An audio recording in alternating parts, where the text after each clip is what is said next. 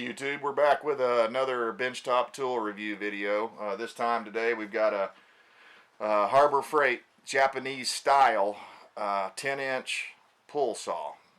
And I've seen a lot of the YouTube guys I watch, Wrangler Star and Samurai Carpenter, and those guys, they really like these Japanese style saws. And I saw this thing at Harbor Freight for 10 bucks and I was like, hey, let's give it a try. I've never used one. You know, it's 10 bucks.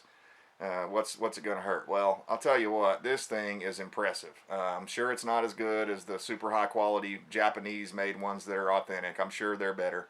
And if you're doing a whole lot of woodworking, you know, if that's your main thing where you're doing woodworking all the time, then you might want to go ahead and spend the extra money on the authentic Japanese style. But just for a guy like me that, you know, I use this saw when I don't want to get out my circular saw, or when I don't want to get out my table saw or something like that. It's really nice when you don't want to have to deal with plugs and cords and dragging stuff out. It's really good for that. It's got a nice long handle on it, as you can see. You can fit both hands on there.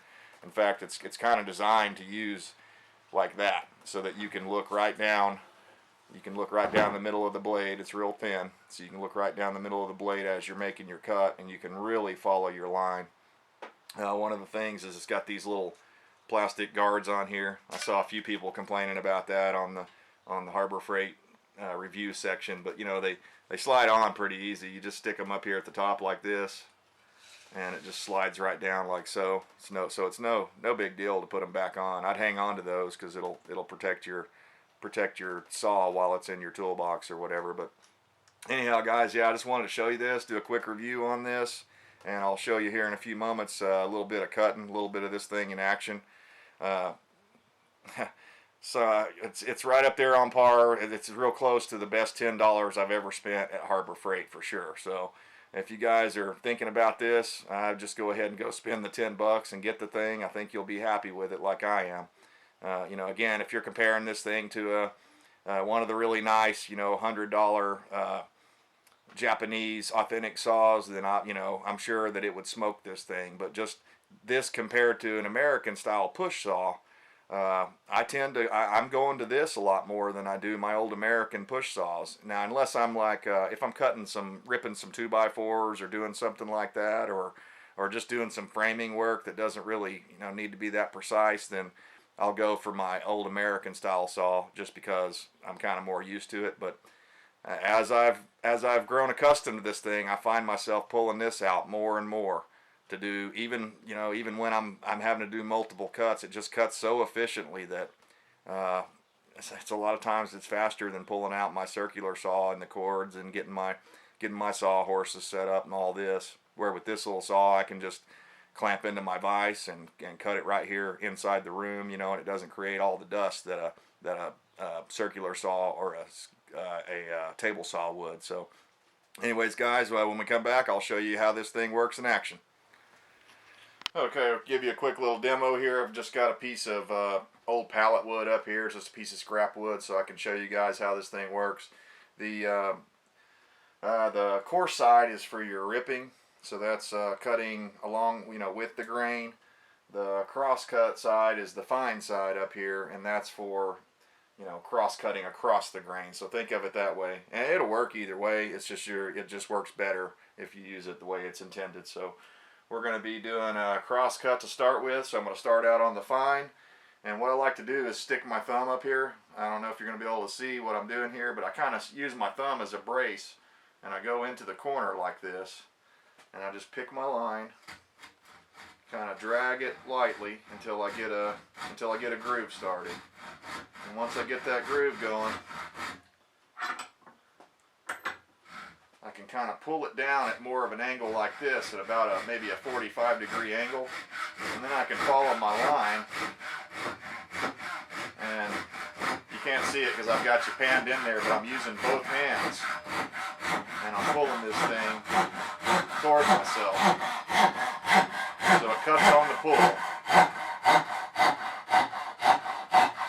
And then right at the last bit, if you're working on something you need to keep clean, if you'll just kind of turn it back up to about 90 degrees, you can lightly take that last little bit off, and hardly any splintering or anything is going on there. So it cuts really well.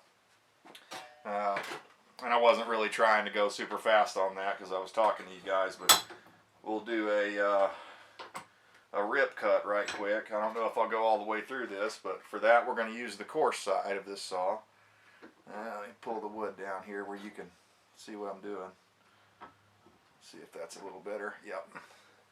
Okay, same technique. I put my thumb up here as kind of a brace, and I'm just going to try to take about a ½ inch off of here. So once you get it going on that corner, you kind of pan out a bit here and show you guys how I'm holding this thing. You kind of hold it like this.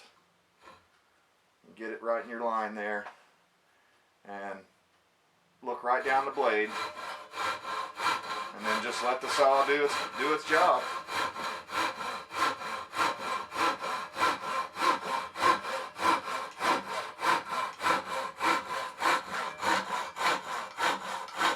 It seems to me that when you hold it down at an angle like I'm doing here, you can stay on your line a little better.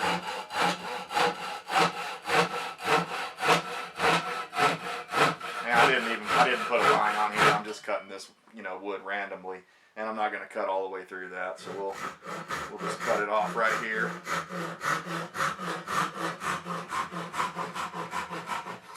I just wanted you guys to see how clean this thing and how efficient it is.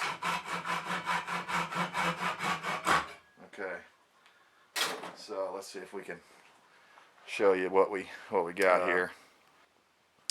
Cut's really clean. Now again, I was going fast, so you can see there's a little curve in that. But if you put your line on there and mark it all up as you should, this thing, it takes a little practice to get used to it. But once you do, you can make really straight cuts with it. Here's the other piece of that, and here's a cross cut I think I did this earlier. But just really clean. I mean, compared to my American style saws, and again, I don't have any real nice American style saws. I'm sure there are some of those that are probably a lot better than this, but I like the versatility in it. You get two tools in one with this unit.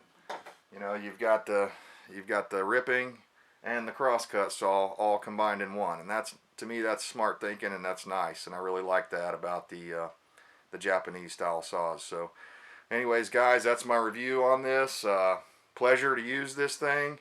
I like the handle. It's rubberized. It's got some kind of overmolding on it. I'm not sure how well that'll hold up over time, but for $10, I'm not going to complain very much about any of this stuff. So I just thought I'd share this with you, because there's been many times I've gone into Harbor Freight and left with something and been disappointed because the quality was just not there. But this unit here, it seems to be well built, and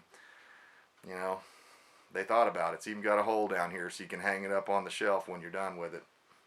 But anyways, yeah, 10-inch Japanese pull saw, or Japanese style pull saw. If you don't have one, if you're not sure about them, go get one. $10, Harbor Freight. Thanks, guys. Have a great day.